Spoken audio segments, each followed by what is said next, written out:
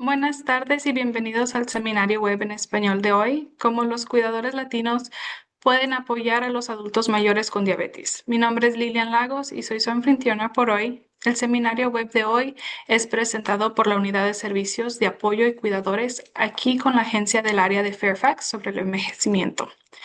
Antes de comenzar, solo quiero repasar algunos detalles. La sesión de hoy está siendo grabada y enviaremos un enlace de grabación a todos los inscritos juntos con una copia de la presentación la próxima semana. Los subtítulos están disponibles y puede activarlos o desactivarlos mediante el panel de Zoom en la parte inferior de la pantalla. Si tiene alguna pregunta durante la presentación, no duden en dejarla en el cuadro de preguntas y respuestas y las repasaremos al final de la presentación. Ahora me gustaría presentarles a nuestras presentadoras de la sesión de hoy, la doctora Silvia Rosas y la doctora Janine Suárez. La doctora Silvia Rosas es nefróloga y epidemióloga en el Centro de Diabetes Joslin y profesora asociada de medicina en la Facultad de Medicina de Harvard. El enfoque principal de investigación de la doctora Rosas es la enfermedad renal diabética. Es la investigadora principal del Centro Clínico en la red multicéntrica de resultados de trasplante de riñón a largo plazo y el programa de medicina de precisión renal del Instituto Nacional de Diabetes y Enfermedades Digestivas y Renales. También es la expresidenta inmediata de la Fundación Nacional del Riñón. Nuestra otra presentadora de hoy es la doctora Janine Suárez, endocrinóloga en el Centro de Diabetes Joslin. Recibió su título médico de la Facultad de Medicina Herbert Wertheim de la Universidad Internacional de Florida. Después de completar su residencia en medicina interna en el Centro Médico Mount Sinai en Miami, Florida, obtuvo una beca en endocrinología de la Universidad de Florida en Gainesville. La doctora Suárez tiene un interés especial en el tratamiento de pacientes con diabetes tipo 2. Doctora Rosas y doctora Suárez, únanse a mí en cámara, por favor, y adelante con su presentación.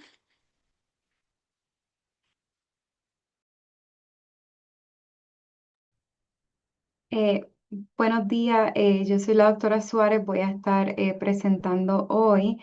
Déjeme darle share a mi presentación y empezarla aquí.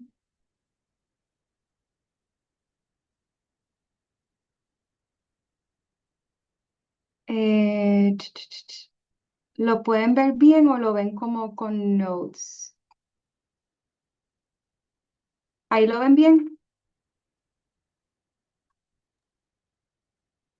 Can everybody see that okay? Yeah. Yes, thank you. Okay. Bueno, entonces voy a estar presentando sobre, ay, ¿qué me pasa aquí? Perdón. Viviendo con diabetes. Yo voy a presentar una parte y la doctora Rosa va a presentar otra parte. Entonces, alguna información sobre los latinos y la diabetes. Según los Centros para el Control y la Prevención de Enfermedades, el CDC, se prevé que más de la mitad de los adultos hispanos desarrollarán diabetes tipo 2 a lo largo de su vida. Según los Centros para el Control y la Prevención de Enfermedades, uno de cada 3 niños nacidos en el año 2000 en Estados Unidos desarrollará diabetes y las probabilidades son mayores para los niños afroamericanos e hispanos, ya que casi el 50% desarrollará diabetes.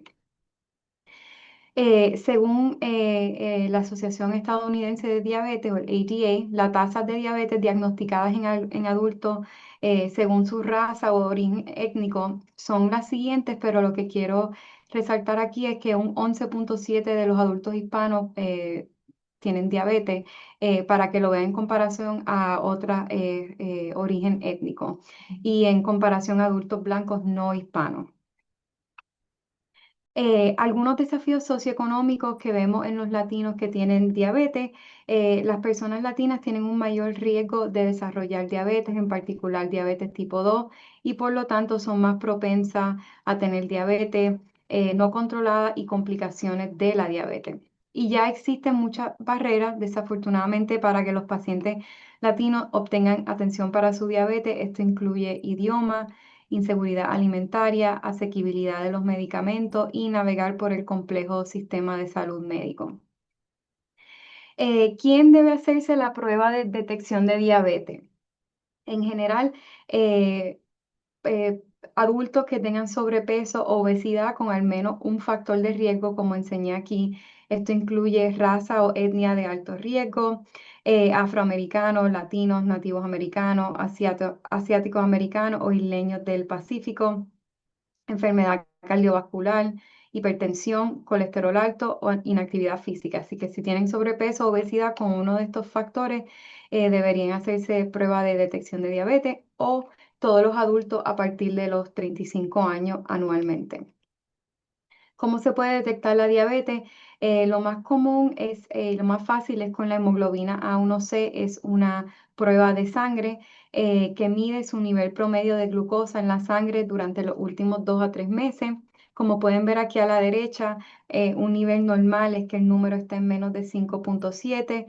El rango de prediabetes es entre 5,7 y 6,5 y si está en más de 6,5 es considerado diabetes. Otra manera es con la glucosa plasmática en ayuna o el fasting plasma glucose. Esto es medir el azúcar en la sangre en ayuna. No se puede comer ni beber 8 horas antes de la prueba y generalmente se realiza por la mañana antes del desayuno. Como pueden ver, un nivel normal es que esté en menos de 100 el azúcar en la sangre, pero si está entre 100 y 126 es prediabetes y si está en más de 126 es considerado diabetes. Otra prueba de detección de diabetes es la prueba de tolerancia oral a la glucosa o el Oral Glucose Tolerance Test. Es una prueba en la que se bebe una bebida dulce especial y se mide el azúcar 2 horas después de esa bebida, el azúcar en la sangre. Normal es si 2 horas después el azúcar está en menos de 140. Prediabetes es si el azúcar está entre 140 y 200 y si está en más de 200 es considerado diabetes. Aquí, ya cuando la persona es diagnosticada con diabetes, medimos si la diabetes está controlada midiendo la hemoglobina A1C y tenemos ciertas metas para esa A1C que cambia dependiendo del paciente. También es importante, estos son medidas generales, pero es importante hablar con su doctor y cada doctor tiene metas específicas para cada paciente, pero esto es en general. En la población general, el A1C debería estar en menos de 7, el azúcar en ayuna debería estar entre 80 y 130 y antes de dormir debería estar entre 90 y 150. En personas con más de 65 años que tienen algunas condiciones médicas, pero que tienen un estado funcional intacto, el A1C debería estar en menos de 7,5, así que no es tan estricto como el menos de 7 y el azúcar en ayuna debería estar entre 90 y 130 y antes de dormir entre 90 y 150.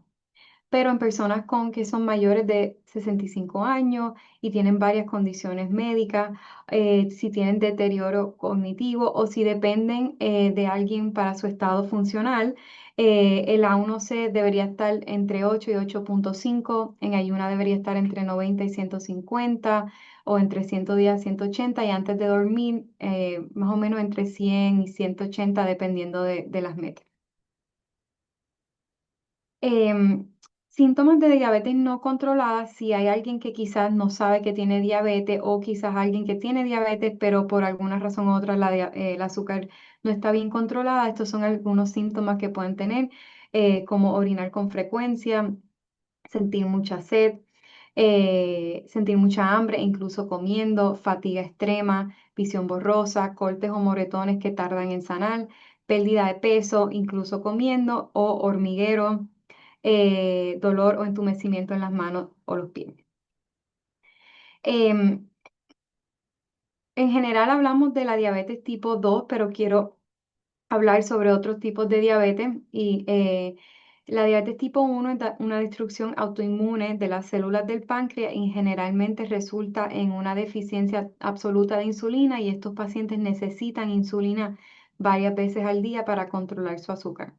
Diabetes tipo 2, que es la mayoría de lo que vemos, no es autoinmune, pero es multifactorial y es debido a la resistencia a la insulina y en pacientes que tienen ciertos factores de riesgo como los que había mencionado anteriormente. Y otros tipos de diabetes son debidos a enfermedades del páncreas, por medicamentos como los steroids o gestacional, que es en el embarazo.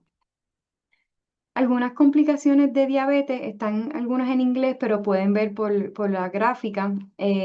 Una de ellas es stroke o cerebrovascular disease, problemas en los ojos como retinopatía, catarata, glaucoma, cardiovascular disease, que incluye infartos, problemas del corazón, problemas de los dientes, diabetic nephropathy, que es lo que va a hablar más la doctora Rosa.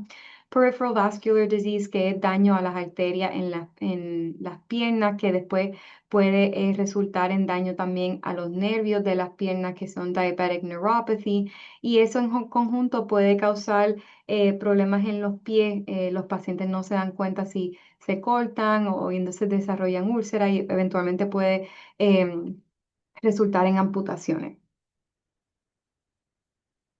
Además de control del azúcar, lo más importante también es prevención de las complicaciones, y de lo más importante es la salud cardiovascular, porque la enfermedad cardiovascular aterosclerótica es la principal causa de morbilidad y mortalidad en personas con diabetes. Y dos cosas importantes para manejar es la presión arterial, que debería estar en menos de 130/80, y si no, su doctor le va a empezar un medicamento para eso. Y el manejo del lípido o el colesterol, el LDL, que es el colesterol que más contribuye a enfermedades cardiovasculares. Si está en un cierto número, el paciente debería estar en un statin, que es un medicamento para controlar el colesterol. Otras complicaciones y cómo los monitoreamos: la nefropatía o la enfermedad renal crónica. De esto va a hablar más la doctora Rosa.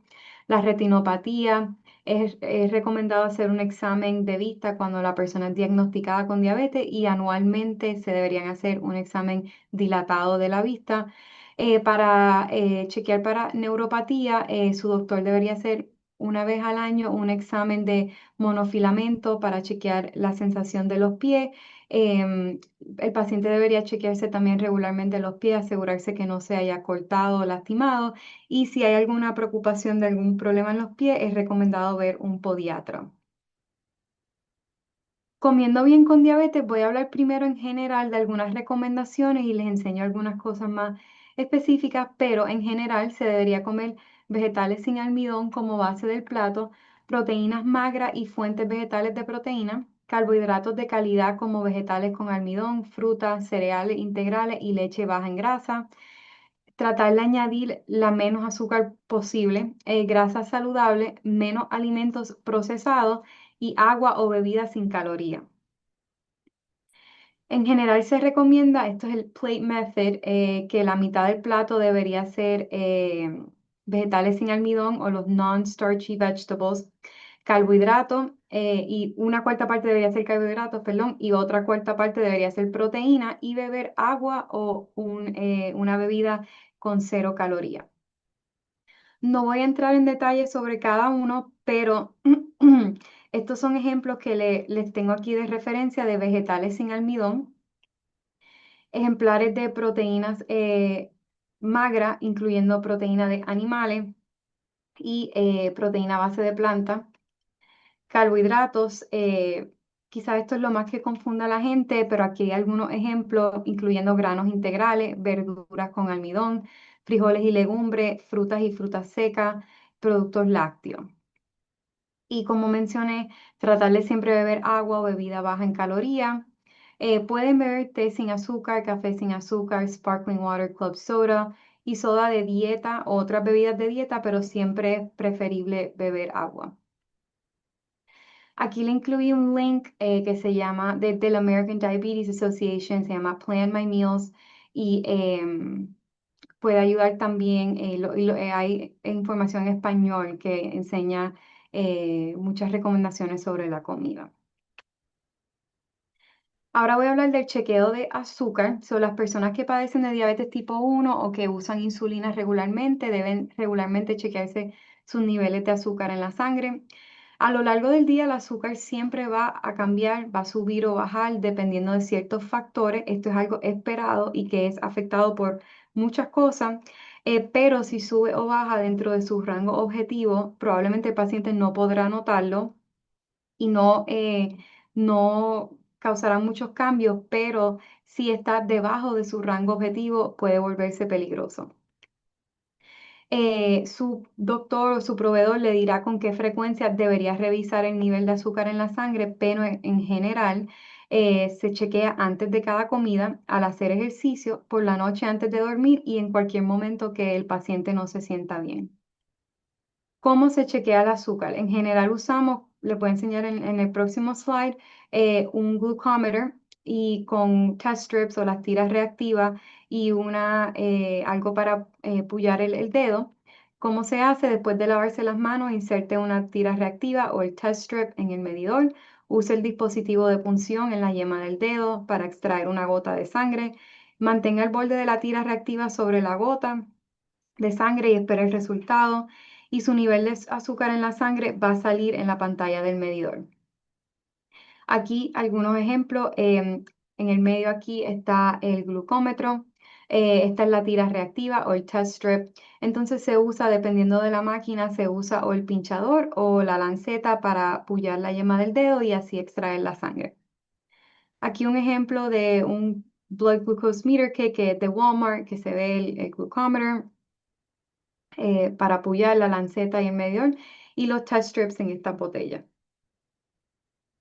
Siempre es importante verificar la fecha de vencimiento de las tiras, porque si tienen fecha de vencimiento, tienen que guardar su glucómetro y las tiras de prueba de test strips a temperatura ambiente y en espacios secos. Y la mayoría de los seguros cubren estos aparatos para las personas que tienen diabetes. Como mencioné, cada paciente tiene metas diferentes dependiendo de su edad y otras condiciones médicas, pero en general, antes de una comida, el azúcar debería estar entre 80 y 130 y 1 o 2 horas después de comer debería estar en menos de 180. También hay la opción de usar los Continuous Glucose Monitors, que son sensores que se ponen en la piel, miden continuamente los niveles de glucosa en la sangre y notifican a quienes lo usan si están subiendo o bajando el azúcar para que puedan tomar las medidas correctivas. Algo que es muy útil no solo para el paciente, sino para los doctores también para ver cómo cambiar los medicamentos, algunas limitaciones que el seguro no siempre lo cubre y sí tiene costo. Así que es importante, si lo quiere usar, hablar con su médico sobre esto, porque sí puede ser muy útil. Quiero hablar de la hipoglicemia, que es algo importante para los pacientes y para los cuidadores de los pacientes. Algunos síntomas de hipoglicemia o tener la azúcar baja es sentirse tembloroso, estar nervioso o ansioso, sudoración, escalofrío, irritabilidad, confusión, taquicardia, latidos rápidos del corazón, sensación de mareo, hambre, náusea, pérdida de color de la piel, sentirse cansado, débil, tener la visión borrosa, hormigueo en los labios, la lengua, las mejillas, dolores de cabeza, problemas de coordinación y en algunos casos severos, convulsiones. La única forma de saber si tiene un nivel bajo de glucosa es midiéndose el azúcar, pero si tienes síntomas o no puedes controlar su nivel de glucosa en la sangre, debería tratar la hipoglicemia sospechada para prevenir cualquier complicación. Debido a que los síntomas varían de persona en persona, es importante que cada persona conozca los signos y síntomas que tienen cuando sus niveles de glucosa bajan y que los cuidadores de los pacientes también lo sepan. Y un nivel de glucosa bajita es cuando está en menos de 70. Para tratar la hipoglicemia usamos la regla de 15-15, es consumir 15 gramos de carbohidratos, esperar 15 minutos y chequear el azúcar en la sangre de nuevo. Si todavía está en menos de 70 el azúcar, después de 15 minutos puede consumir otros 15 gramos de carbohidrato. Una vez que ya el azúcar esté en más de 70, es recomendado consumir un refrigerio con proteínas o carbohidratos, como por ejemplo galletas de queso que tienen proteína, porque eso ayuda a que el nivel de glucosa en la sangre baje nuevamente antes de su próxima comida y no se quede alta. Estos son algunos ejemplos de carbohidratos de acción rápida, que son como 15 gramos de carbohidratos. Puede usar las tabletas de glucosa que se pueden comprar en la farmacia. 4 tabletas son 15 gramos de carbohidratos. También existen los tubos de gel de glucosa, que también se pueden comprar en la farmacia, que son 15 gramos de carbohidratos. Puedes tomar media taza o 4 onzas de jugo o refresco regular, no dietético, una cucharada de azúcar o de miel y caramelo o gummies, em, que pueden ver la etiqueta nutricional y ver cuánto de los caramelos, los gummies son equivalentes a 15 gramos de carbohidratos. Algunos puntos claves de la hipoglicemia, porque es importante para los cuidadores y los pacientes. El nivel bajo de glucosa en la sangre es cuando sus niveles están en menos de 70. Utilice la regla de 15-15 para usar 15 gramos de carbohidratos de acción rápida. Espere 15 minutos para tratar la hipoglicemia. Es importante tratar los niveles bajos de glucosa antes de que se vuelvan peligrosos rápidamente. Y un nivel grave de glucosa en la sangre bajo es una emergencia y requiere de la ayuda de otras personas para tratarla. Quiero mencionar que toda la información de esta presentación viene del American Diabetes Association. Aquí hay un link para, que tiene muchos recursos en español sobre la diabetes, así que pueden entrar aquí y aprender mucho. Es para los cuidadores y para los pacientes también. Y ahora voy a dejar que la doctora Rosas presente. ¿Quiere que deje aquí los slides o usted va a tener sus propios slides? Pues es mejor si tú los puedes pasar, es más fácil. Ok, Porque no déjenme. no tengo los slides presentes ahora. Bueno, ahora, no, así como lo tenías estaba bien, en presentation mode. Eh, The other way. There we go. Perfecto. Ahí está. Swap. Bueno, ahora voy a hablar de una complicación bastante frecuente en nuestros pacientes, que es la enfermedad del riñón. La siguiente. ¿Será que si yo no lo puedo cambiar, tienes que darle la siguiente? Perfecto. Entonces, como sabemos, mundialmente hay 537 millones de personas con diabetes y como dijo la doctora Suárez, la mayoría, el 95% tiene diabetes tipo 2 y el 5% tiene diabetes tipo 1, que es la autoinmune que ella habló. Esta diapositiva me gusta porque tiene estas dos fotos. En una ven el riñón y en otra ven el corazón. Y aunque muchos pacientes cuando vienen a vernos al nefrólogo, que es el médico de los riñones, están asustados porque siempre creen que una de las complicaciones de la enfermedad renal crónica es que uno termine con falla renal, necesitando diálisis o trasplante. Pero eso en realidad es menos probable. Lo más probable es que los pacientes tengan un problema cardiovascular, lo que llaman ataques del corazón, falla del corazón, muerte. Entonces es bien importante no solamente cuidar los riñones, pero cuidar el corazón. La siguiente. Bueno, la definición de la enfermedad renal crónica es que es un daño progresivo o irreversible de los riñones. Obviamente, en nuestro caso, que estamos hablando de la diabetes, es por la diabetes, pero entonces los riñones pierden esa función de filtrar la sangre, porque ese es el trabajo del riñón. El riñón filtra la sangre, saca los desechos, saca el agua que no se necesita y entonces está el cuerpo, la sangre limpia. Desafortunadamente, la enfermedad renal crónica no tiene síntomas. Cuando empieza a tener síntomas, la gente necesita diálisis. Y ya cuando la gente necesita diálisis, ya no hay nada que hacer. Por eso lo más importante es el tamizaje. Siguiente diapositiva, por favor. Entonces, para el diagnóstico de enfermedad renal crónica, si uno está a riesgo, lo que tiene que hacer es lo que se llama el tamizaje, screening en inglés. Entonces, en los pacientes con diabetes, ¿quiénes se debe hacer tamizaje? Los pacientes con diabetes, los pacientes con hipertensión, los pacientes que tienen una historia familiar de daño del riñón, personas con enfermedad cardiovascular y personas obesas. Esas son las personas que deben hacerse el tamizaje porque esas personas están a más alto riesgo de tener enfermedad renal crónica. Y la Asociación Americana de Diabetes recomienda que los pacientes que tienen diabetes tipo 1, que es la que habíamos hablado, la autoinmune, de 5 años después del diagnóstico. Pero si el paciente tiene diabetes tipo 2, debe hacerse el tamizaje anualmente a partir del diagnóstico, porque muchas veces el diagnóstico de la diabetes tipo 2 es tardío y han pasado 8, 10 años desde que la paciente tiene diabetes y muchas veces al momento de presentar el paciente, 1 de cada 10 ya tiene problemas del riñón.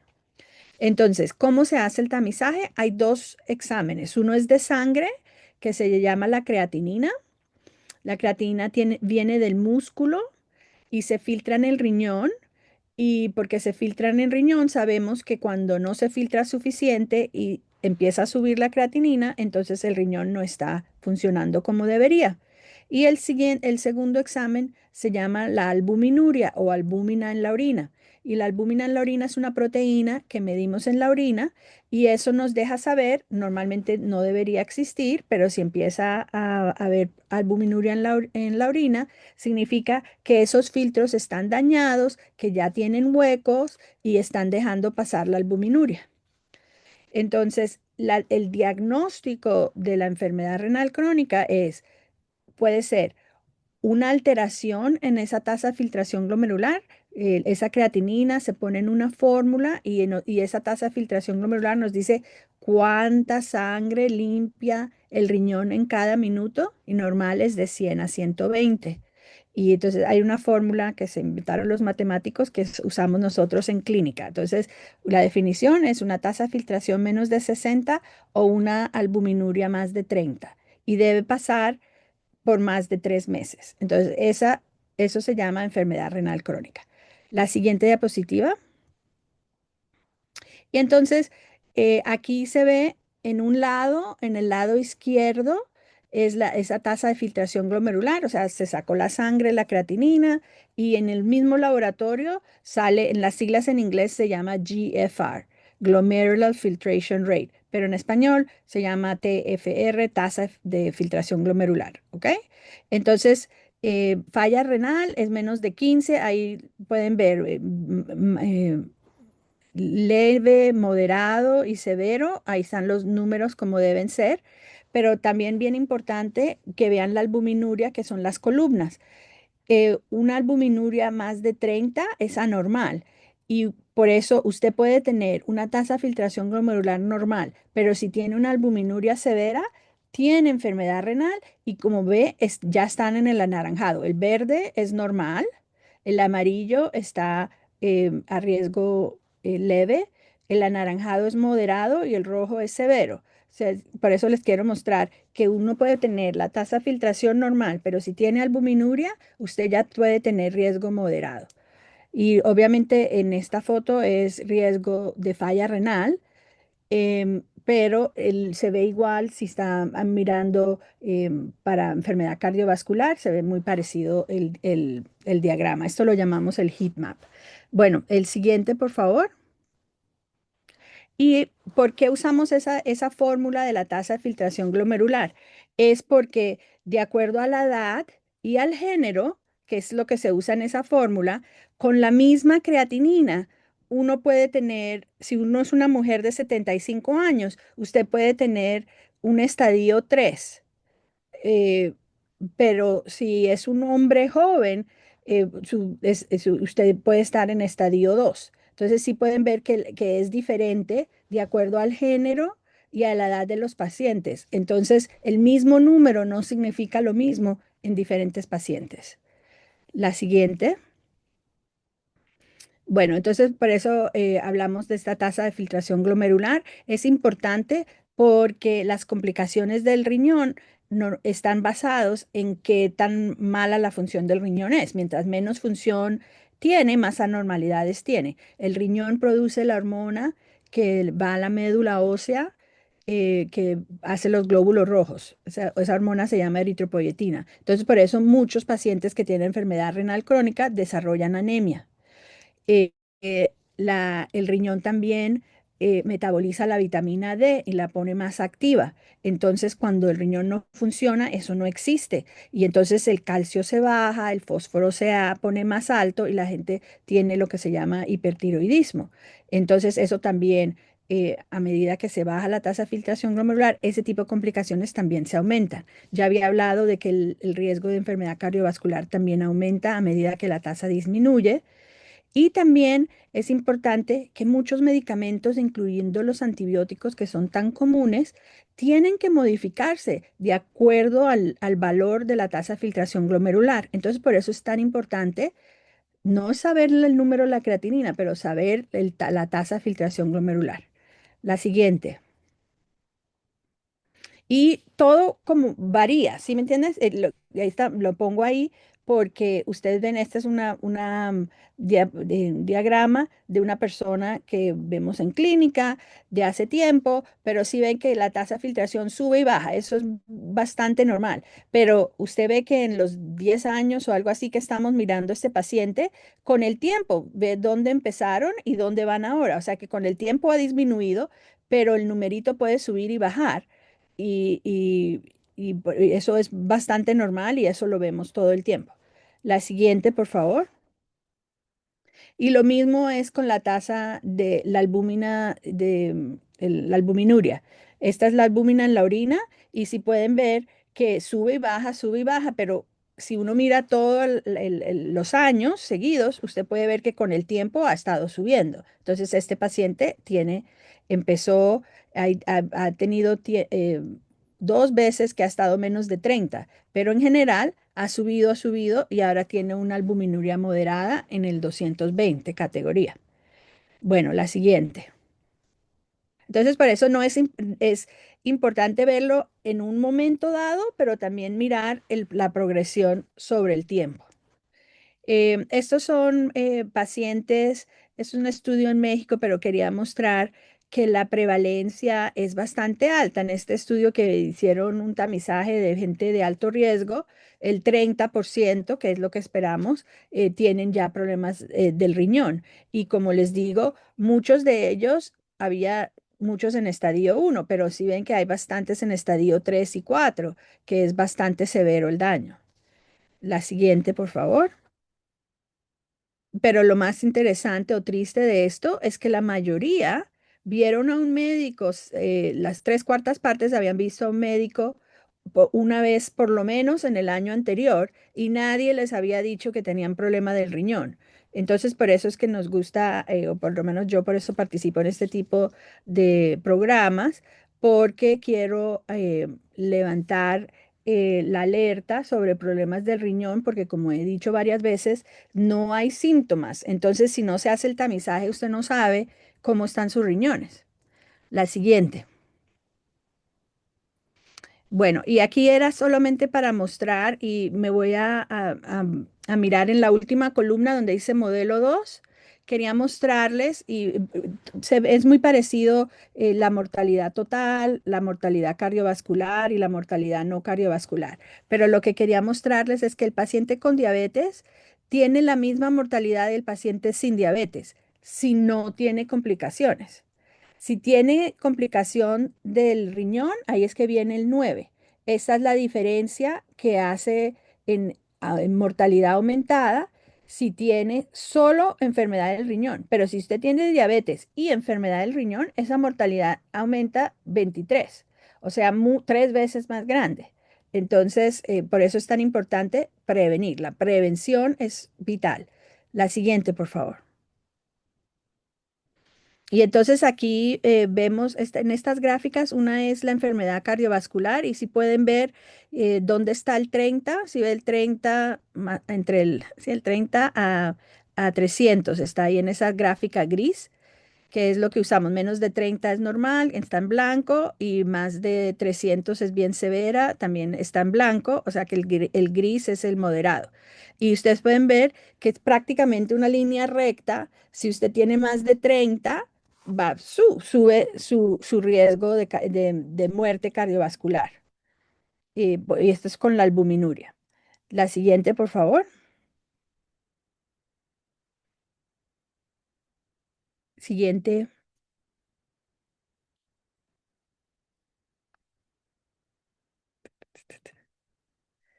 Em, could I have the next slide? I don't know if anybody else.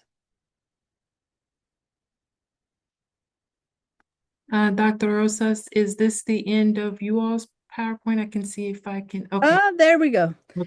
No. Thank you, gracias. Bueno, aquí es lo importante es reducir la albuminuria y lo que se recomienda es reducirla a menos de 300 y por lo menos 30% una reducción. Entonces, sí pueden ver que los pacientes que tuvieron esa reducción más de 30% les fue mejor que a los pacientes que no tuvieron ninguna reducción o reducción menos de 30.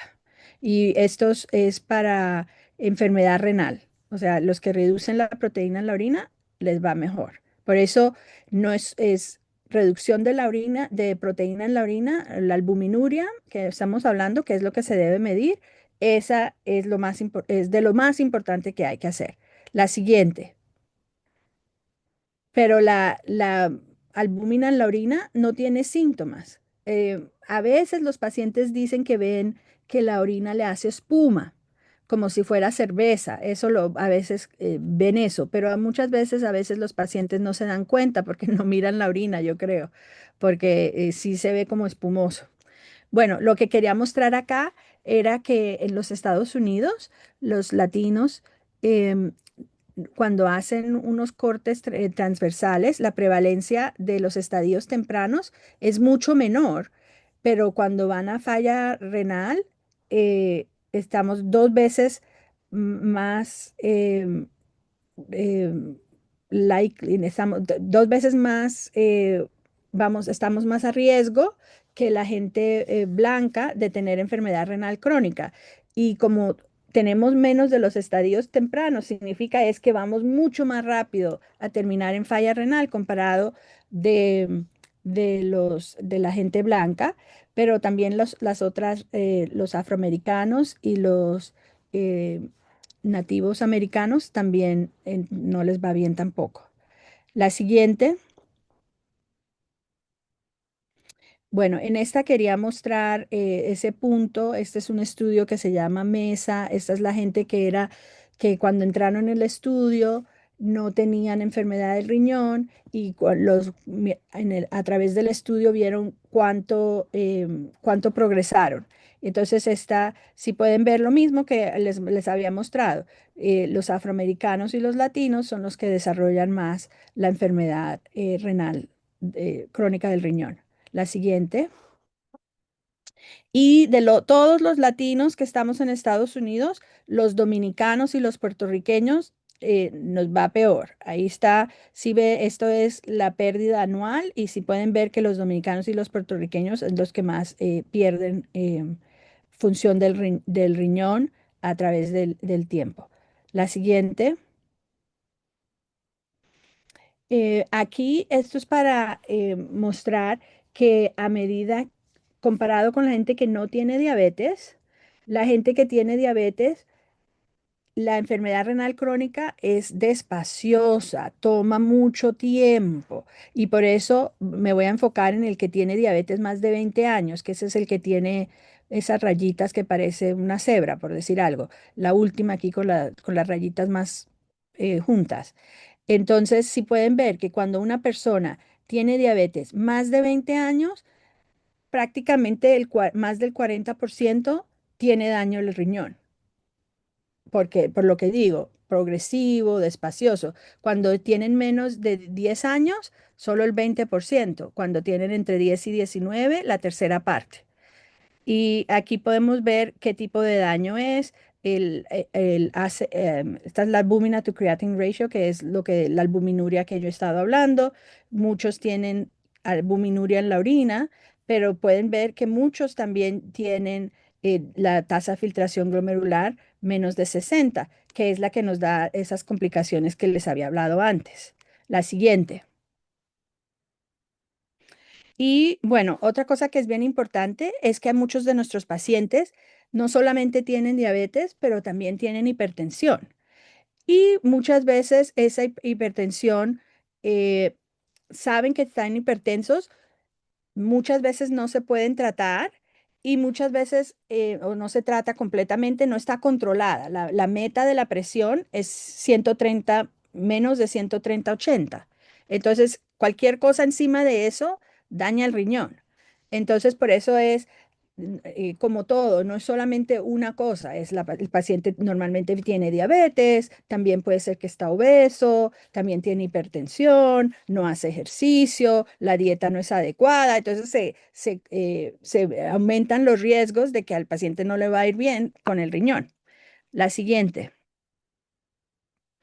Bueno, y aquí era lo que les hablaba de que los pacientes no saben que tienen problemas del riñón. Y aquí voy a hablar solamente del estadio 4, que es el paso antes del estadio 5, ya están en diálisis, ¿no? Entonces, el estadio 4 es el justo antes de eso y pueden ver que inclusive a través del tiempo el 40% más o menos, del 40 al 50%, porque no se ha hecho más, sabían que tenían problemas severos del riñón. Entonces, por eso hablo siempre del tamizaje, porque si el paciente no sabe que tiene problemas del riñón, no está tomando los medicamentos para proteger el riñón.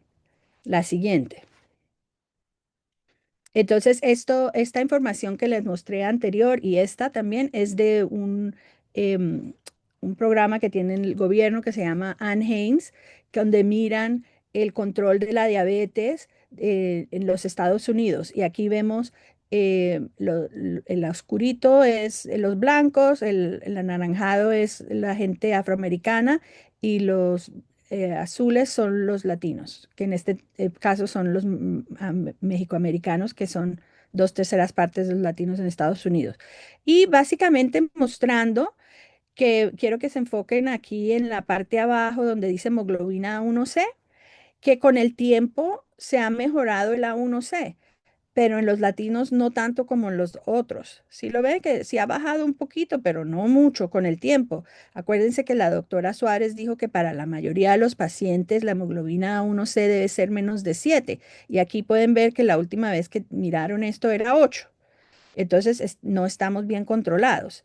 Y lo otro que, cosas bien importantes que hay que mirar es lo que ya les había dicho de la presión, ha mejorado un tris, pero por encima de la meta que les dije que debe ser menos de 130, estamos por encima de eso.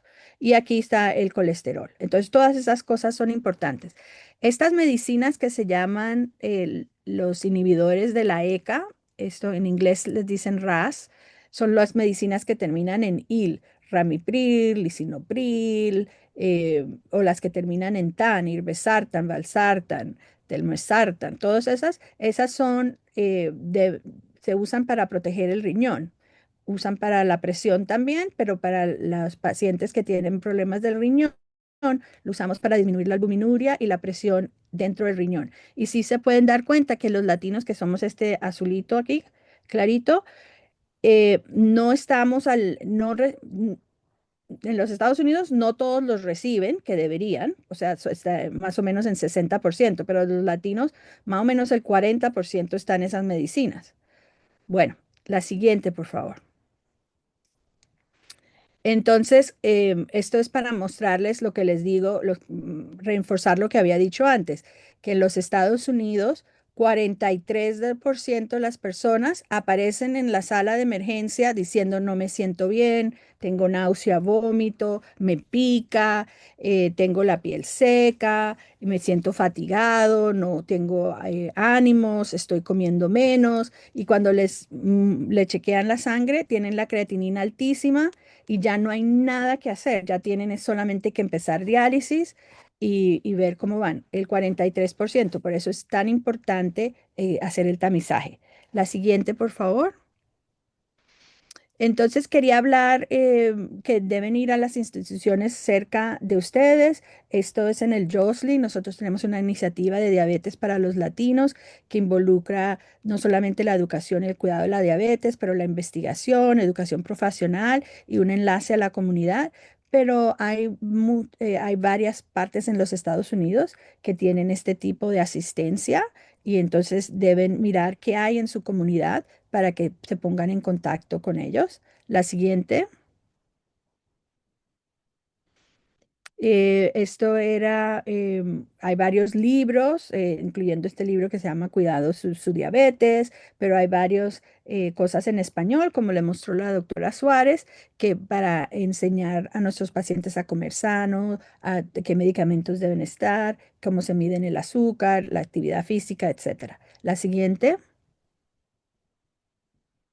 Este es el método del plato, no voy a repetir, pero ya lo mostró la doctora, la mitad del plato con verduras, un cuarto con los granos y los vegetales y el otro cuarto con la proteína. La siguiente. Quería mostrarles más o menos el tipo de pacientes que vemos nosotros. En promedio, nuestros pacientes tienen más o menos 57 años, una buena mezcla de hombres y mujeres, 55% son mujeres, la mitad están casados, 60% hizo algo de high school, de escuela secundaria, y pueden ver los controles, pero si ven lo mismo, la hemoglobina A1C en 8,8, que no es donde la queremos tener, y la albúmina en la orina, 177, bastante alta, o sea que nos pone a muy alto riesgo de enfermedad renal crónica. La siguiente, por favor. Y como les digo, cuando uno se involucra, cuando ya los pacientes tienen la educación, cuando estén conectados, sí pueden ver que la A1C bajó de 8,9 con el tiempo a menos de 8, que no está perfecta porque nos gustaría que fuera inclusive menos de 7, pero ya cuando se involucran y hay interés, sí se puede mejorar el A1C. El siguiente, por favor.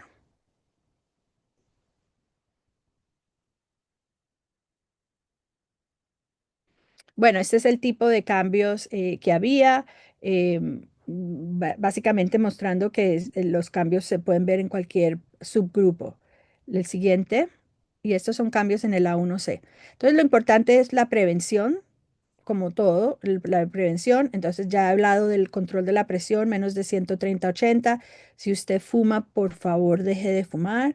La hemoglobina A1C menos de 7. Y ya había hablado de las IECAS para si tiene albuminuria o hipertensión, esas son las que se deben tomar, mantenerse activo y tener su peso adecuado. La siguiente.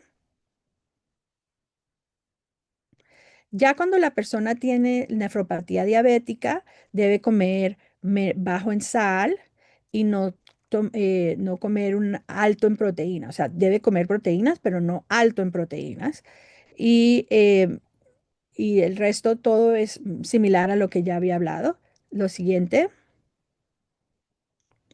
Cuando van al doctor de los riñones, estos son algunas de las cosas que miramos: el estado ácido básico, los electrolitos, porque el potasio, como les dije, se puede subir, el calcio se baja, el fosfato se sube, la gente se le hinchan los pies, tiene la presión alta, etcétera. Entonces, ese es el tipo de cosas que cuando usted ve el nefrólogo, él va a mirar. La siguiente. ¿Cuándo ver a un nefrólogo? Eh, Depende de su institución, tienen diferentes guías, pero normalmente un paciente que tiene una tasa de filtración glomerular menos de 60 ya debería estar mirando un nefrólogo. Si tiene la hipertensión difícil de controlar, si la función del riñón está bajando bien rápido, si era 100 y el siguiente año 80 y el siguiente año 60, obviamente eso es mucho más rápido de lo que debería bajar. Uno no debe bajar más de un punto cada día, 100, 99, perdón, cada año. Entonces 100, 99, 98, así debe ser. Si baja más de 3 puntos, eso ya es una progresión muy rápida. Normalmente la diabetes no hay sangre en la orina y es, como les dije, despaciosa. Si va rápido, si hay sangre en la orina, etcétera, seguramente no es diabetes y la persona puede tener otro problema del riñón que no es relacionado con la diabetes. La siguiente. Y obviamente cuando el paciente no tiene función buena y necesita un trasplante o empezar diálisis, tiene que ver al riñón. ¿Y cuáles son como las clues, las guías que nos dice que esto de pronto no es diabetes? Una es que el paciente no tenga retinopatía diabética, porque normalmente van juntas. Si el paciente tiene problemas del riñón, normalmente también ya tiene problemas en los ojos. Ya les había hablado de la rápida pérdida de la tasa de filtración glomerular o si la proteína en la orina se aumenta muy rápido o si la hipertensión está muy difícil de tratar o si tienen síntomas sistémicos. Por ejemplo, como les dije, la enfermedad del riñón no duele, no, la gente no tiene otros síntomas, sino está bien al final. Entonces, si una persona dice, me duele aquí, me duele allá, o tengo tal síntoma, entonces normalmente puede ser otra enfermedad que también puede afectar los riñones. Por ejemplo, una persona puede tener diabetes, pero también tiene lupus. El lupus le puede hacer daño del riñón que no tiene nada que ver con la diabetes, por ejemplo. Bueno, la siguiente, por favor. Entonces, ahora hay 4 tipos de medicinas que se pueden usar para prevenir y dependiendo del paciente podemos usar una, dos o todas 4. Entonces, ya les he hablado de la ECA y los bloqueadores de los receptores de la angiotensina, los inhibidores de la SGLT2. Esos son los que terminan en glifosin. Y los inyectables que se llaman los GLP-1, agonistas de los receptores de GLP-1, que son los que oye uno que usan mucho para bajar de peso y controlar el azúcar. Y la cuarta es la finerenona. Bueno, la siguiente, por favor. Entonces, ya hay bastantes medicinas, entonces debemos es prevenir el daño. No debería nadie terminar en falla del riñón, porque ya hay mucho que podemos hacer. Como les dije, la enfermedad renal crónica es un problema de salud mundial. Es bastante común. El 40% de los pacientes van a tener problemas del riñón. Hay que evitar no hacer nada.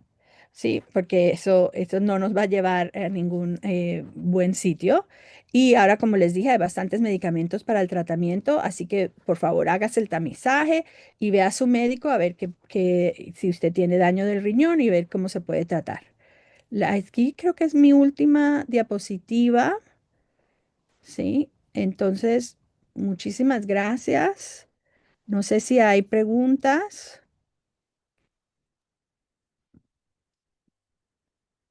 Am, si todavía no han entrado ninguna, por favor, si hay preguntas, ponerlas en las preguntas y respuestas y con gusto las doctoras primeramente tienen unos minutos para contestar.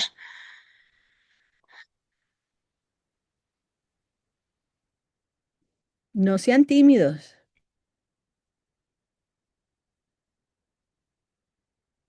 Uy, veo una manito.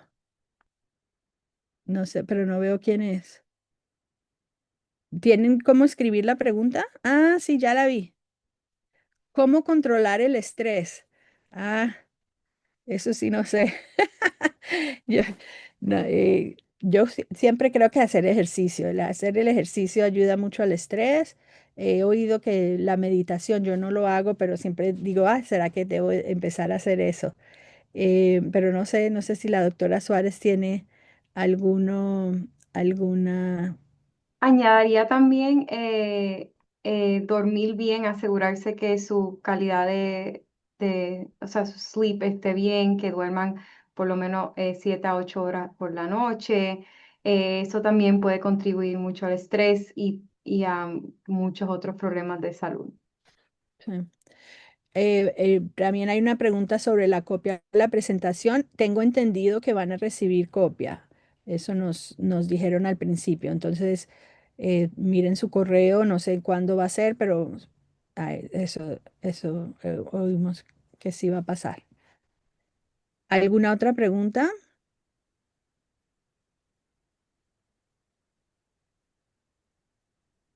Bueno, pues ha sido un placer pasar tiempo con ustedes. No sé si Lilian tiene alguna otra cosa que decir. Sí, queremos agradecerles nuevamente, doctora Rosas y doctora Suárez, por estar con nosotros hoy y brindarnos este excelente seminario para nuestros cuidadores familiares, para que aprendan más sobre la diabetes y la enfermedad renal crónica. Realmente apreciamos su tiempo y su experiencia. Queremos agradecer también a nuestra audiencia por estar aquí esta última hora. Sabemos que su tiempo de todos es muy valioso. Nos gustaría invitarlos a nuestro próximo seminario web para cuidadores familiares, que será el miércoles 19 de noviembre al mediodía. El tema es agotamiento del cuidador. En esta presentación virtual del seminario web, organizada también por la agencia del área de Fairfax sobre envejecimiento, los participantes se unirán a la consejera licenciada Deborah Ross, que es una terapeuta certificada de revistas, para explorar lo que sucede en nuestros cerebros cuando nos sentimos agotados. Los participantes obtendrán estrategias y prácticas que van más allá de nuestra caja de herramientas habituales de autocuidado para reducir el estrés y apoyar el bienestar mientras participan en el importante trabajo de cuidado familiar. Por favor, regístrense y únanse a nosotros para este seminario web informativo. Esperamos verlos. Muchas gracias a todos por acompañarnos y esperamos que todos tengan una buena tarde. Muchas gracias a todos, fue un placer, que estén bien. Gracias, nos vemos, chao.